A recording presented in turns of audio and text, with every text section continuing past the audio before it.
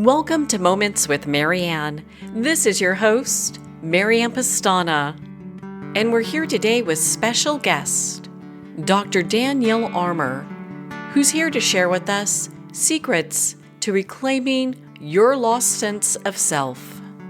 Have you ever felt like pieces of yourself have just slipped away, and the numbness or heaviness you feel is actually your body asking you to come home to yourself? Well, today's guest is here to share with us just that. Dr. Danielle Armour is a psychotherapist, clinical sexologist, and nervous system specialist with over 15 years of experience helping women and couples restore balance, resilience, and connection. Drawing on neuroscience, somatic healing, and cognitive restructuring, she offers a compassionate, science-based approach that reframes stress and disconnection as a body's natural way of seeking safety. Through practical tools like breathwork, yoga, mindfulness, and nervous system regulation, Dr. Armour guides people in cultivating self-awareness, confidence, and a renewed sense of vitality. So welcome to the show, Dr. Danielle Armour. Thank you, Marianne. I'm really excited to be here with you. Oh my goodness, what a great honor it is to have you here again and to really dive into not just your book, but the work that you do. So, what inspired you to explore this connection between the emotional well being and the physical body in such a profound way? Well, Marianne, I could spend our whole time together on this question alone. This work was really born out of both my love for science and lived experience. When I was going through my own major life transition, which was a divorce with very small children, I felt emotionally prepared. I'm a clinician, right? I knew the steps. I understood grief. I understood anticipatory anxiety.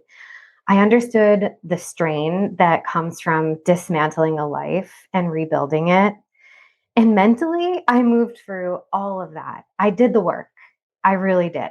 But my body, my body was holding on to what my mind thought it already processed. And so things started to click for me in a much deeper way when I started to really focus on the body. And then I started to notice these same patterns with my clients, right? These emotions that we thought we would release, that would just pass through us, they didn't. They lived in the physical body. Stress, grief, disconnection, they were showing up as tightness, fatigue, numbness, this sense of being off even when you think you're doing everything right. So my curiosity became, how can we listen more deeply to what our bodies are trying to tell us, especially when our minds believe they've already figured it out, right? How do we integrate a mind body approach that's grounded in real neuroscience, not just theory? And that's really what Awaken Your Body, Awaken Your Desire is about. It's restoring the dialogue between emotion and physiology so healing becomes whole, more integration. And for women, especially who have been conditioned to prioritize everyone and everything else before themselves, this reconnection allows us to tap back into our desire, our vitality, our lust for life in a way that centers our own experience, not our performance. What a profound journey you've been on. And I really appreciate you sharing this with us because how many of us have done the workshops, done the integrations, done the meditations, but then still find out that, whatever name that these events or what have you been to, there's still that major disconnection Hmm. between the body and how we're feeling. A lot of people are just walking out around like super stressed and not really knowing how to work through that, integrate it, and release it. Yeah. Yeah, exactly. Exactly. We think we know, right? We did the work. We showed up, right? We really tried, but yet things just don't feel the way we're assuming they should feel. Oh, I think I have more workshops under my belt than I should have with that, which is why I'm so grateful for you because, I mean, your work really does make such a profound difference. So, when we talk about awaken your desire from within, what does that really truly mean for someone who feels so emotionally and physically depleted? Mm, yeah. When you're exhausted, desire, I think, can feel like something that belongs to another version of you, right? Like this ideal version of you. And I think that awakening desire from within isn't about forcing yourself to feel anything. It's about rebuilding the internal conditions where desire could return someday, right? For someone depleted, it starts with tiny moments of reconnection, right? So that might be feeling your breath, noticing the temperature of your hands, right? Taking a mindful pause during the day. Those micro moments tell your nervous system that you're listening, right? That you're safe, that you're really tuning in. And so desire grows in that spaciousness, not under pressure, right? When we're depleted, there's just this constant pressure on us the majority of the time. And so it's less about the idea of lighting a spark, right? And more about clearing away what's been smothering that spark. That's such a big piece. And is Mm. that what a lot of people are kind of missing? Is that science piece that's telling us that we need to really take those moments? Yeah, I mean, I think ultimately we're moving through the world at this, sprint pace, right? This we're just going and we're going and we're going and we're not giving ourselves the time to really slow down and listen to what we're needing, right? So when we're depleted, we're often thinking like, okay, well, what should I do different versus what should I stop doing maybe, right? Where can I give some space here? We look at that because we are going, I mean, I could just think of my day to day running through everything, going a Yeah. million miles an hour Yeah. and still feeling like, oh my gosh, I still have so much more to do. So, for people who are so just busy, how do they find time to come into alignment? Mm, yeah. I think that if we can listen to our bodies, we would notice that they're surprisingly honest, right? So mine gets loud when I ignore myself, right? I get a tight chest, I have shallow breath, everything feels harder than it should, right? And for many people, being out of alignment, right, the body starts speaking through things like lingering fatigue, um, tension in the hips, chest, or the belly, headaches, digestive issues, numbness, right? Feeling emotionally flat. These aren't random symptoms, they're messages.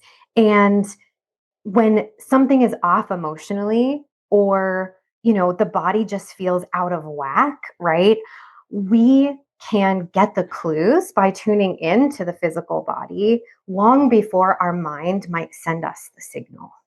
So I know you've mentioned quite a bit here. So when our body is they're trying my body's trying to communicate with me like maybe I've had too much caffeine, I'm not taking a break and Mm, things are really out of alignment. Is it through these emotional or energetic cues? yeah, definitely. I mean, I think that, so here's the thing, right? The mind and the body is interconnected even when we're not paying attention to that connection, right? So I personally believe that most of the time our body will send us these signals, right? Feeling like you're sleeping plenty, but you're waking up exhausted, right? Feeling like you are really allowing yourself to eat well, move well, connect with the loved ones around you, but everything still feels muted, right? So sometimes it's those bodily cues that are telling us, wait, check in with the mind. And sometimes it's the other way around, right? We're talking a lot about, the cues from the body, but sometimes the mind feels this like sense of dread, right? Like you're doing the same thing and you know what you're doing, but yet you're dreading doing what you're doing. So I think it's a really important interplay, and we have to be mindful of both. Well, I love that you bring this up because a lot of times when we're feeling flat or emotionally drained, or just like things aren't lining up and we're just not feeling what we call like quote ourselves, Hmm. a lot of times we get advice to go exercise, suck it up, go and just we get all this kind of advice on how to keep marching forward. So, what are some ways that we can really start connecting with our body then? Yeah. I think honestly, mindfulness, right?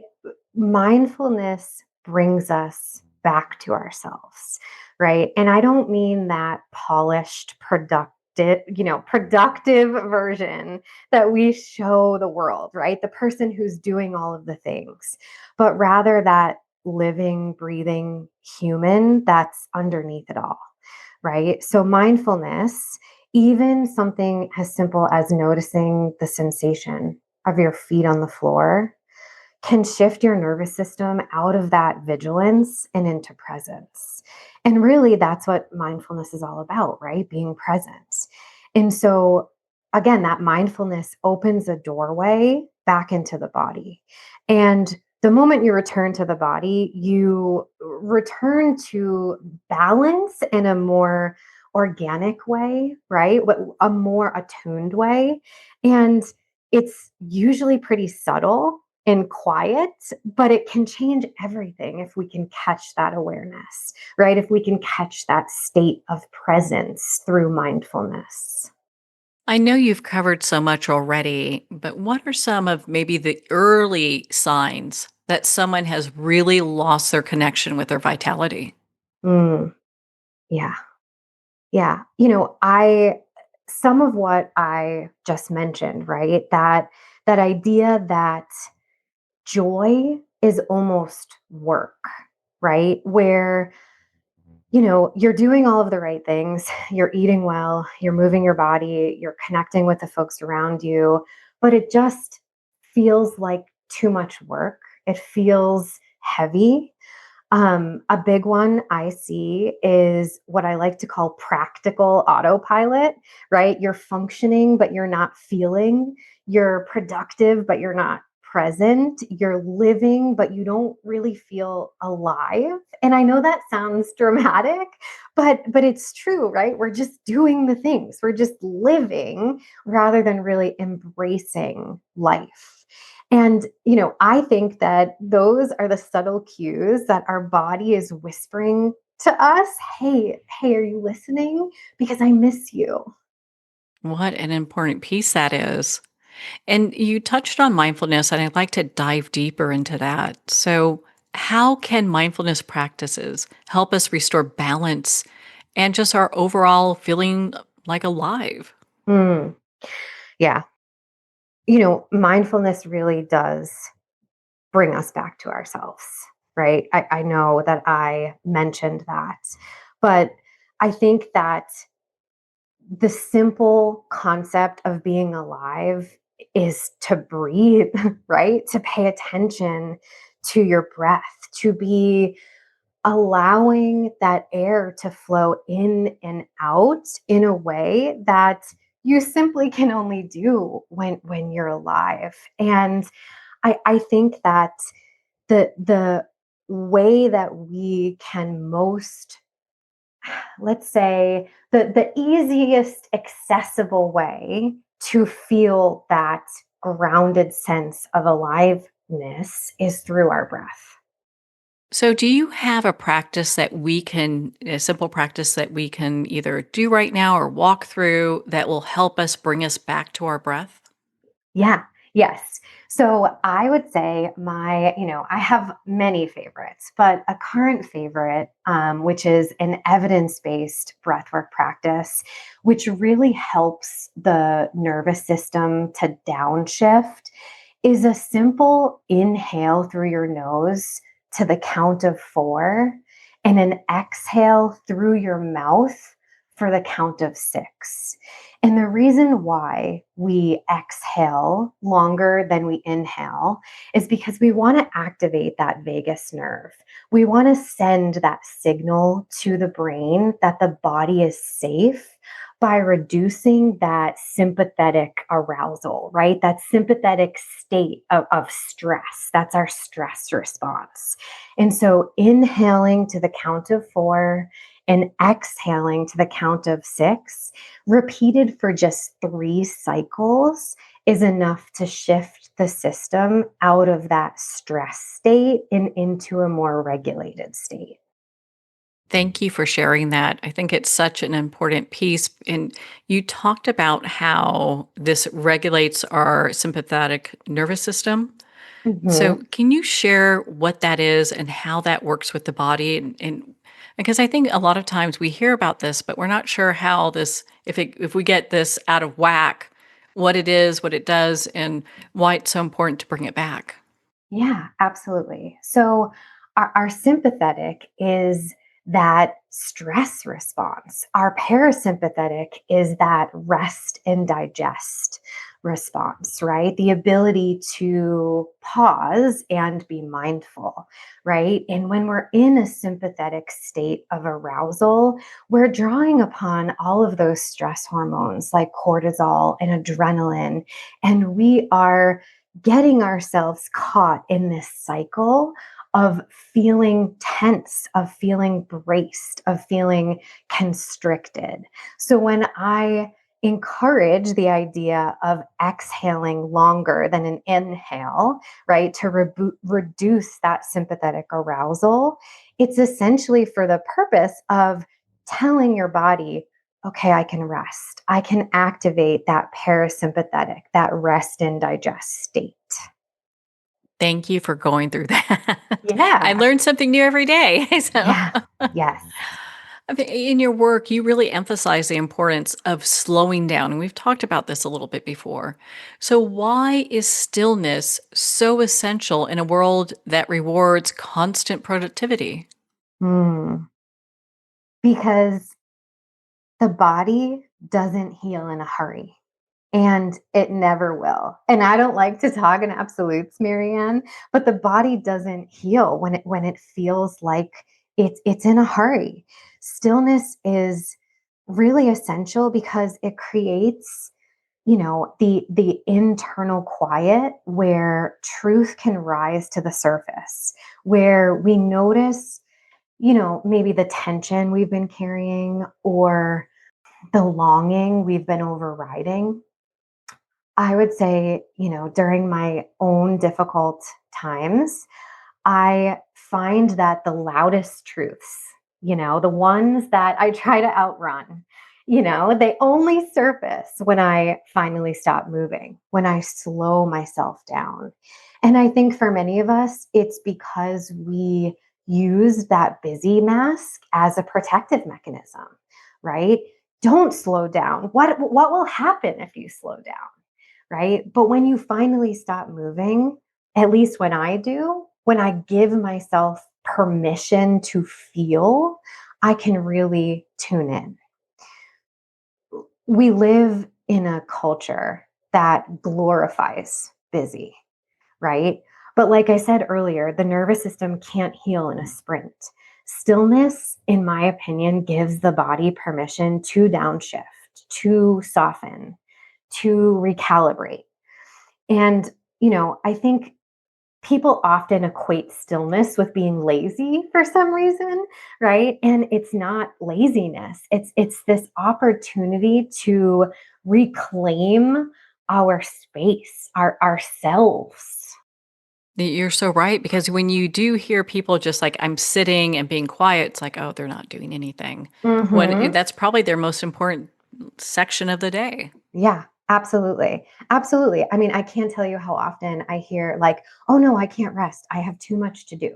Right? That would just be lazy, you know. If I take a few hours on a Saturday to give myself some rest, then I won't get everything done. Right? It's almost like this panic of don't slow down, don't be still. So, are there some lifestyle changes that people should make in an effort to really be quiet and to slow down, to still? I mean, from what they eat to how they spend their day?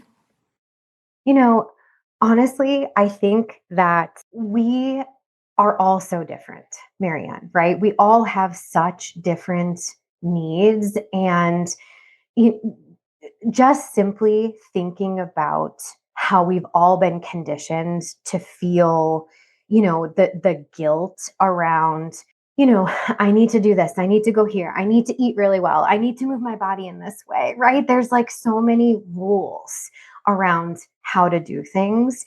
So it's hard to answer what are the lifestyle things that we can do, because I would need people to be honest with themselves, right? Are you running from thing to thing to thing, and what you actually need to do is take some of the stressors off of your plate, or to delegate, or to ask for help, which is so hard, right? I think, you know so many of us are constantly looking for the next thing that will heal us quickly, that it's actually slowing down and tuning in and being consistent that will tell us what in our lifestyle needs to change.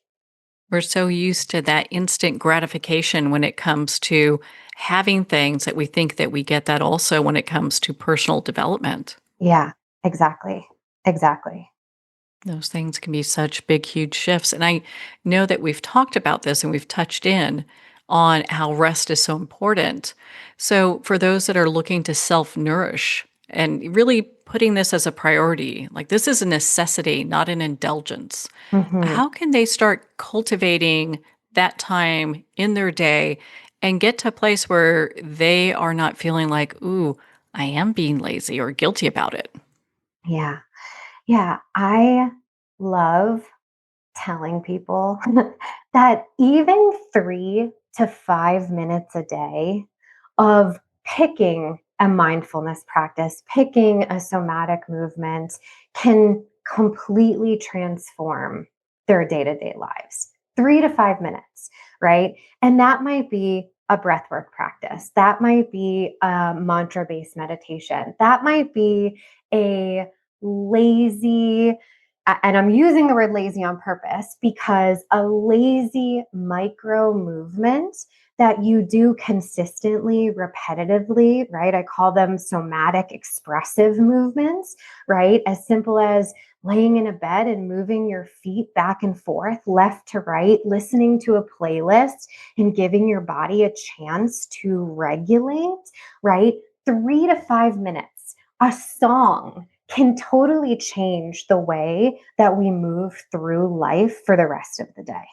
Just simply giving yourself that space, that tiny amount of time, right? We think it's these big efforts, right? I have to go to that 90-minute yoga class, right? I have to do, all of my food prep. And that's ultimately how I'm going to feel better, right? But really, it's just that slowing down and settling into whatever can help us be more mindful. You know, when you said lazy, I kinda cringed a little bit. I have a line Yeah, with that. I was like, "Oh, I don't know right. if I can really, like, embody that," because we've been so ingrained to think that taking time to ourselves and being quiet is, like, a bad thing. Hmm. Yeah, exactly. Exactly. But 3 to 5 minutes a day, if we could start building that pathway, right? Creating that pattern in our brain, right? And everything that we do is a pattern, every behavioral interaction, everything is a pattern, and ultimately a neural pathway that we're creating by repetition. So 3 to 5 minutes can start that process. I so love how you bring in science. This is all science backed practices. This isn't wishful thinking or I think I'm going to do this today. There's science behind this saying, do this, and these are the results you're going to get. Hmm. Yeah, exactly. Because ultimately, first and foremost, I am a scientist. I'm a behaviorist, right? I want to be able to test these theories. I want to draw upon evidence. I want to know that what I'm recommending to my folks is effective, right? I'm not about the quick fix, like I said before, right? I'm about sustainability. And we need to have solid information to be able to say, yes, this is sustainable, right? This will really, really move that needle for you. So, when we start off with 3 to 5 minutes a day, do we work that up to a larger number, or is that all that's really needed? I would say that, in an ideal world, I would love for everyone to be able to take at least 30 minutes a day. But I think that for a lot of people is actually a big ask. And so 3 to 5 minutes is effective. 15 minutes would be my, if I can't go anymore, let's do that. Right. But really the biggest part of it all is consistent effort, right? If you can just show up every day, and some days it's 3 minutes and some days it's 30 minutes, right? If you can allow yourself to be flexible in the process, but you still show up, that's what matters. So, I want to dive into a topic that you have in your book and I found was so profound, and it's about forgiveness. Mhm. So, what role does forgiveness, not just of other people, and one of the big ones I think is ourselves, play in personal healing? Yeah. Forgiveness is probably one of the most profound forms of nervous system release, in my opinion, especially self forgiveness. But self forgiveness is often the hardest as well. Many of us carry years of guilt for leaving, for staying, for saying too much, for not saying enough. And our bodies hold on to every ounce of that tension, right? The guilt for things we did to survive. And so, I want the idea of forgiveness to not be about excusing anything, right? We're not making an excuse, but I want forgiveness to be about unclenching the heart, right? When we hold on to resentment, again, especially toward ourselves, our bodies stay in a braced state, right? Which means tension. We carry tension, caught in a cycle of frustration. So I think personally, when we forgive, we give the body a chance to exhale, right? We give the body a chance to let go, but we have to give it permission to do so. And that's an active process. Is it more difficult in your experience for us to forgive others than it is for ourselves? I think that we're actually more able to forgive other people. Um, because I think that to take the, let's call it self blame, right? And so we can make a lot of excuses, for the lack of a better way to say it, right? We can justify other people's behavior. But when it comes to ourselves, we tend to tell ourselves, I should have known better, right? I should have done more. I should have seen this coming. I should have, right? It's almost easier, I think, for a lot of people, and this is anecdotally, right? To say, okay, well, you had a lot going on, right? You were going through it. This happened in your life. That happened in your life. But I think it's much harder to turn that on ourselves, right? To be more compassionate to ourselves. Is it that people tend to forget that while we are forgiving everybody else, forgiving ourselves is a part of that equation? Yeah, absolutely. I think it's more likely that we're trying to be perfect when that's just not achievable. There's no such thing. Oh my gosh, I think I gave that up a long time ago. Me too. Oh my goodness. Well, and I want to touch on emotional awareness. And Mm, can you share an example of how emotional awareness can shift someone's entire sense of connection and purpose? yes, yeah. I worked with a woman recently who had described feeling numb for so long, Marianne. She didn't understand it. She said she felt empty, right? And as a clinician, it essentially sounded like apathy, right? She forgot how to feel connected to something bigger than her day to day life. She was going through the motions, checking off her to do lists, right? The one thing she did for herself with any regularity was exercise. But even her exercise was vigorous because that's what she was conditioned to believe was healthy, right? She raced through her workouts and checked the box. And, as she began practicing somatic awareness with me through slowing down, tuning into her bodily cues, using meditation, using breath work, using more gentle movement, journaling with prompts so she didn't have to create them herself, right? She started to notice something that was, I would say, so subtle that she could have missed it. The numbness wasn't emptiness. It was her body's way of saying, I've been overwhelmed for too long, right? That realization, that her body wasn't betraying her, but it was protecting her, changed everything. She was overstimulated all the time, being pulled in different directions and never giving herself a chance to recalibrate.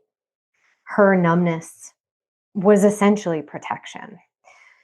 And so, with this new awareness, she was able to start having compassion for herself.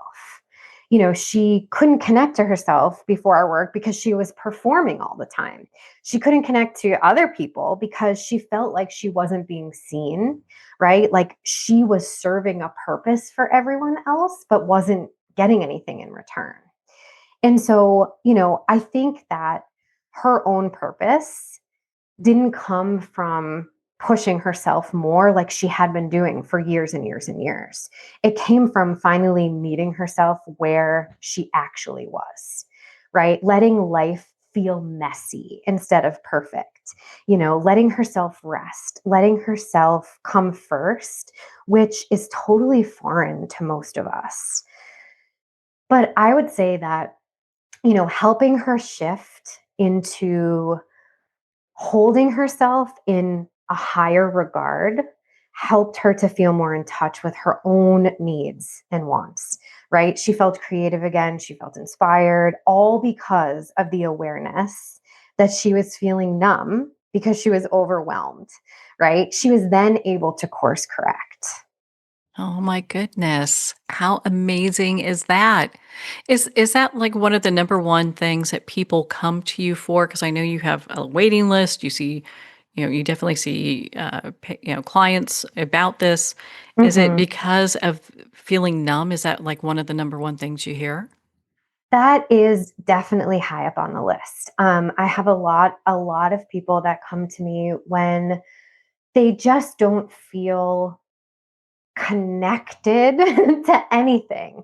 And I know I've used the word connected a lot, right? But numbness is that disconnection from something greater than the day-to-day functioning, right? It's like, people are coming to me like, wait a second, I thought that, when I hit a certain marker in my life, right? When I did all of the things that I was told that I was supposed to do, I climbed the ladder, I'm successful, I have a great this and a great that, right? That I should somehow feel this like sense of enlightenment, right? I'm joyous. But it's that day to day that all of those pressures, all of that life that happens, if we don't take accountability for being mindful and present and in touch with what we need to feel good and feel connected so that we don't numb out, so that we don't lose our connection to the emotions that we want to have, right? We tend to get crowded by the emotions we don't want to have. That's such a huge piece. And I really appreciate you taking the time to share that. I think it's just so interesting. A lot of people, I mean, I was the same way. You go through life, you reach certain achievements, you think, Hmm. oh, life is going to be amazing. And then you get to the other side of that, and it's like, whoa, this is Yeah. not what I was expecting. Yeah. Right. Right. I think that I wish someone at some point, when you're in your like early to mid 20s, maybe even late 20s, I wish someone was like, hey, just so you know, adulthood is a lot of just managing stress, right? From every angle, all the time, you're managing stress. So when you do have something joyous happen, you really have to lean into it so it's not clouded by all of that stress.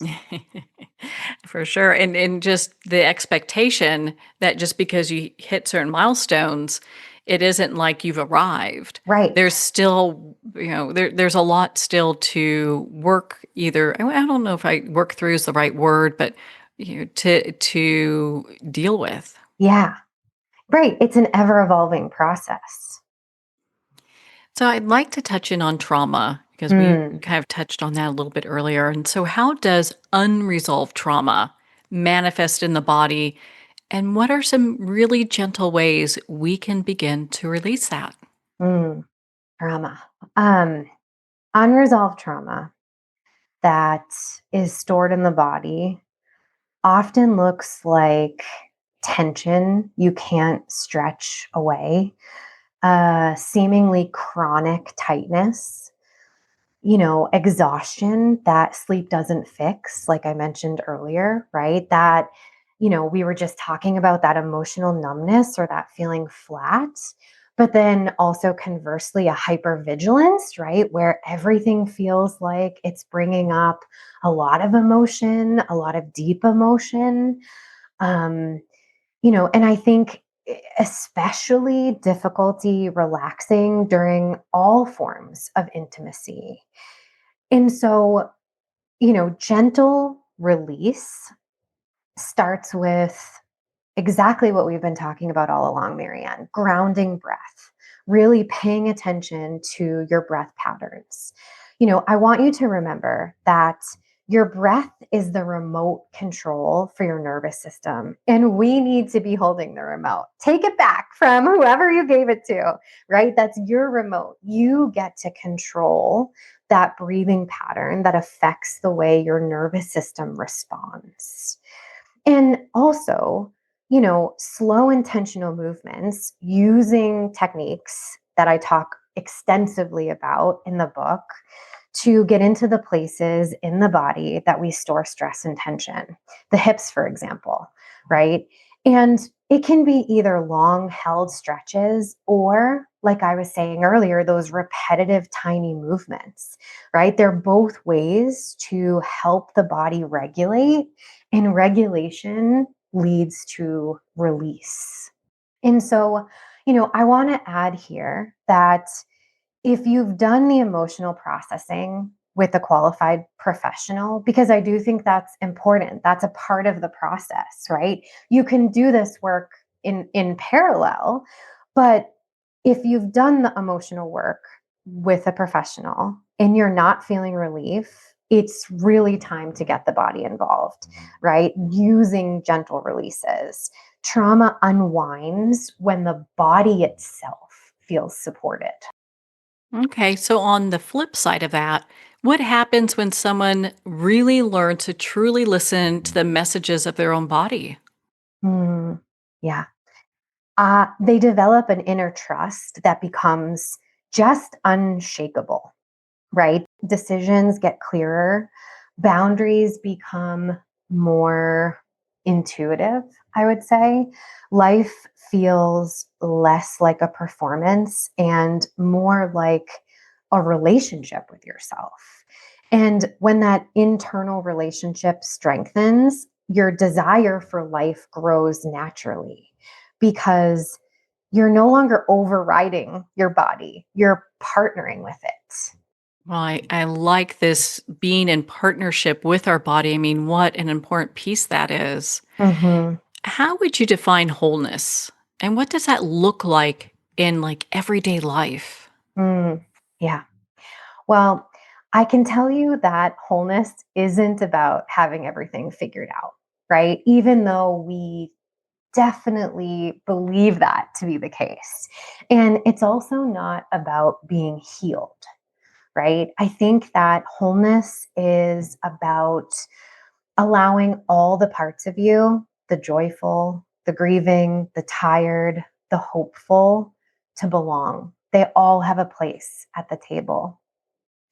In practical terms, wholeness looks like noticing your needs and actually responding to them, right? It's integration, not perfection.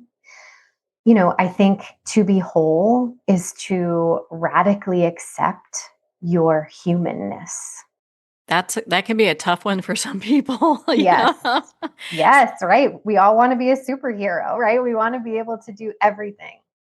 Well, I think in a lot of ways, we're also being told you need to be everything. Yeah. You have to show up, even when you're exhausted and tired and really have no more left to give.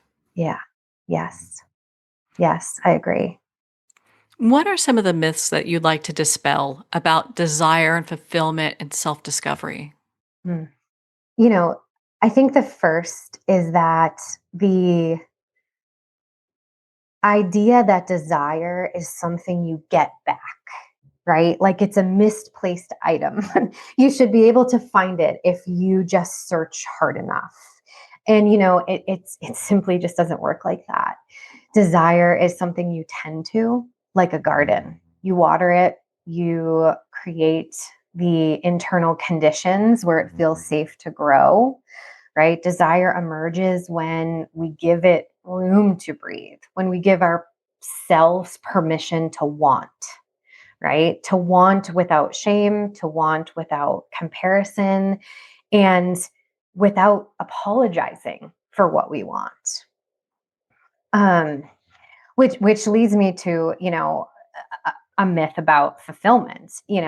Fulfillment doesn't come from doing more, even though that's what we tend to believe, right? Most of the women I work with are already doing everything. What they're missing isn't effort, it's connection to their bodies, to their intuition, to, their inner truth, not what has been told should be their inner truth, right? Fulfillment isn't an achievement, right? I'd say it's more of an alignment with the way we want to move through the world. Again, not how we should. So many things are coming up for me, but the last one I'll say is, I think that there's this myth out there that desire disappears with age. It doesn't, right? Desire evolves, desire deepens, it becomes wiser and more intentional if we let it, right? Our capacity for desire, for real desire, is incredibly, incredibly resilient. And often it becomes more authentic as we grow into our authentic selves. And I think, it's important to say here that desire is really a reflection of our inner world, right? It shows us where we're connected and where we're depleted, as we were talking about earlier.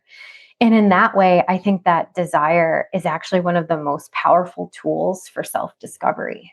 I think for a lot of people who are feeling just shut down and numb and just disconnected, this provides a lot of hope for them that Mm, life doesn't have to be like that way. I mean, yeah, we can make shifts to make things better.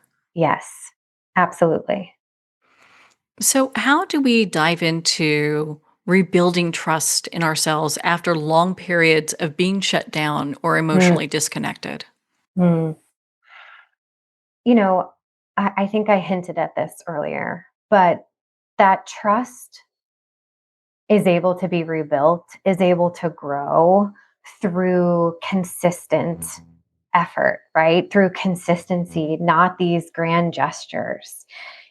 Starting with tiny promises you can keep, right? Something as simple as I'll take, one slow, deliberate breath before I check my phone, right? Or I'll notice how my body feels once today and really give it my attention, right? Every one of these kept promises is this reminder to your body, but more importantly to your nervous system, right? That you're here and you're not going to abandon yourself, right? That's how self trust returns after emotional shutdown, is that consistent showing up for yourself.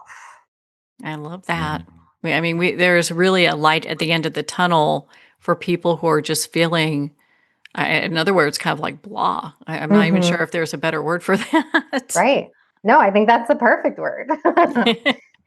In your book, you write about courage and what it takes to be present in our own skin, and that's such a big piece. Mm, So, how can people start to develop little areas of courage within their life? mm, yeah. Yeah. Presence is built through tolerable doses of feeling, right? It's not diving into the deep end. It's simply maybe dipping in a toe, right? It can be cultivated with something as simple as noticing the warmth of your hands or the cold of your hands, or placing a palm on your heart for a moment. Using these tiny points of contact to help the body learn that sensation is safe. It really can be that simple. Presence, stillness, connection, and a pause, right? But the key, once again, is consistency, right? It's checking in consistently. These are the micro moments that build the capacity to stay with yourself.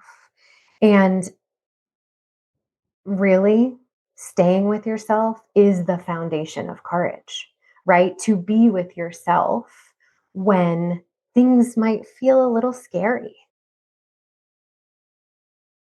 So then how do you navigate clients through the scary, "Ooh, I don't wanna feel vulnerable to other people" kind of area to a place where they're moving beyond this self-protection that we, like, kind of build up for ourselves? Hmm, yeah. You know, I talk with clients a lot about pacing. Vulnerability without boundaries feels unsafe, but boundaries without vulnerability feels isolating, right? So the goal has to be integration, safety first, then a gentle opening. And safety comes from self regulation, right? Regulating the nervous system through all of the tools that we're talking about today so that you're able to move into a vulnerable space intentionally. And also know that when you start to feel like you're becoming dysregulated again, it's time to get back into the body, right? That ability to move between vulnerability and self protection is the ability to stay connected to yourself through regulation. Okay. So, how well, let's just put it this way. So, what changes have you seen in your clients once they begin embracing this work of inner alignment and body awareness? Mm, yeah. I think that the first thing I want to say is getting the awareness is so important because the first changes are often really subtle. A deeper breath because they're finally holding that remote control with more confidence, right? Knowing how powerful their breath is. Fewer headaches because there's less tension in the physical body, a little more laughter, Um, then comes, that sense of emotional spaciousness, a softening, I would say, and eventually intimacy shifts too, because, they didn't need to try harder. They really needed the mind and body to finally feel safe enough to connect again to themselves and to others. But, I would say that the most profound change is that return of the self-trust of believing that they can listen to themselves, right? That they can really trust in what their mind and body is telling them.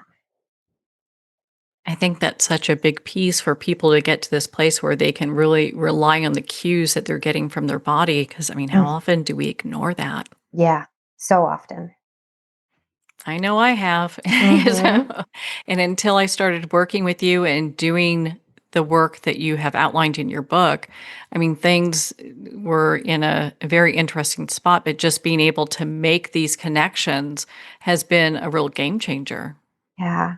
Well, I'm really glad to hear that, Marianne. Thank you for sharing that with me. Of course, of course. And for the folks out there that are feeling disconnected and numb, and I know I've kind of hit those points a few times just because, I mean, I felt that way. I'm sure a lot of people listening either are feeling that way or are just kind of getting to the point where they're just like, what am I doing? I feel like I'm waking up every day doing the same thing. What is like one step they can take today to begin to reconnect with themselves? Yeah. Yeah. I would say to place one hand on your chest and one hand on your belly and take a slow inhale and an even slower exhale. And ask yourself, what do I need at this moment? And let whatever arises be okay, right? Let yourself feel silly if you've never done this before, if you've never allowed yourself this connection point, right? Let it feel awkward. If you feel disconnected or numb, you need to let yourself find a connection point to you. Talk to yourself, right? The most important relationship you have is the one with yourself, and you have to nurture it. And that connection begins with honesty, not pressure, right? And if your body tells you you need another cup of coffee so you can get more done, kindly ask it again and listen, truly listen to yourself this time. It's interesting, when I just did that, I heard calm, and Mm. I have a cup of coffee right next to me that I'm gonna dump out right now. So, Yes, replace it with some water. a little water, just kind of make some shifts in what it is that I'm doing because, I mean, all these things impact how our body feels, at least the stuff I'm learning from you, like how our body feels and how we show up in the world. Yeah, exactly. Exactly. Oh my goodness, Danielle. I mean, you're such an inspiration. Where can our listeners go to connect with you and learn more, not just about your work? And I'm sure everyone wants to make an appointment so they can feel alive again, but your work and also your book, Awaken Your Body, Awaken Your Desire. Yeah, so the first place I would tell folks to go is my website, which is www.daniellearmour.com.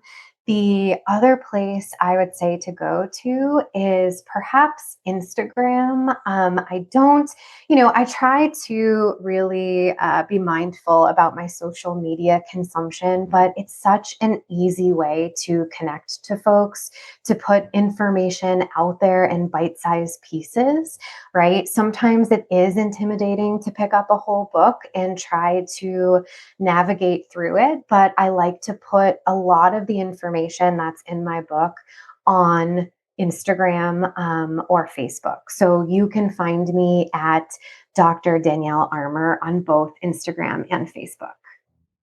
Well, Dr. Armour, thank you so much for taking the time to be on the show with us here today. Well, thank you so much, Marianne, for having me and also for just sharing, what you've learned through getting to know me. I really appreciate that. Well, thank you, Dr. Danielle Armour. It's been such an honor to spend this time with you and to talk about secrets to reclaiming your lost sense of self. Make sure to visit her website at daniellearmour.com for more information on her work, to schedule an appointment, or to be part of her community.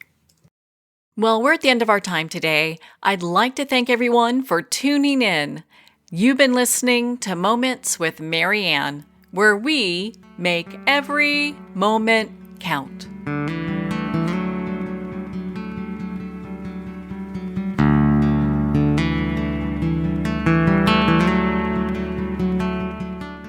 In a single moment, your life can change. Moments with Marianne is a transformative hour that covers an endless array of topics with the best of the best. Her guests are leaders in their fields, ranging from inspirational authors, top industry leaders, and business and spiritual entrepreneurs. Each guest is gifted and a true visionary, a recognized leader in her own work, and while teaching others to develop, refocus, and grow, Marianne will bring the best guest and sometimes a special surprise. Don't miss this. You never know just which moment will change your life forever.